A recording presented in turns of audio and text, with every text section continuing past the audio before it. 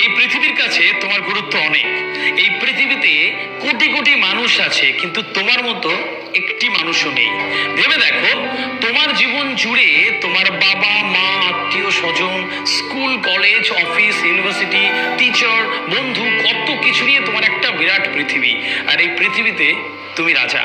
তুমি হাসলে কারো ভালো লাগে, তুমি কাঁদলে কারো খারাপ লাগে। তাই হেরে যাওয়ার আগে ভেবে দেখো, তোমার আঙুলের ছাপ কারোর সাথেই মিলবে না।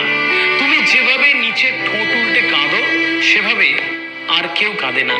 তুমি যেভাবে কষ্ট পাও, যেভাবে তুমি কাউকে ভালোবাসো, তোমার মতো করে আর কেউ ভালোবাসে না।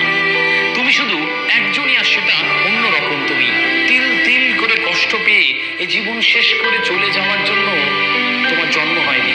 চাইলে তুমি সব কষ্ট দুঃখগুলোকে পেছনে ফেলে নিজের জীবনটাকে নতুন করে সাজাতেই পারো।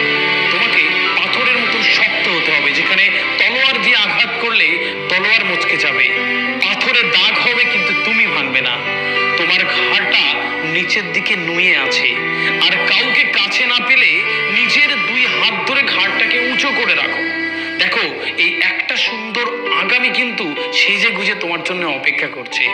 অন্য কিছু খোঁজার আগে নিজের ভেতরের আগুনটাকে চালিয়ে দাও। দেখবে সাফল্যের পৃথিবী তোমার হাতের মুঠোয় ধরা দেবে।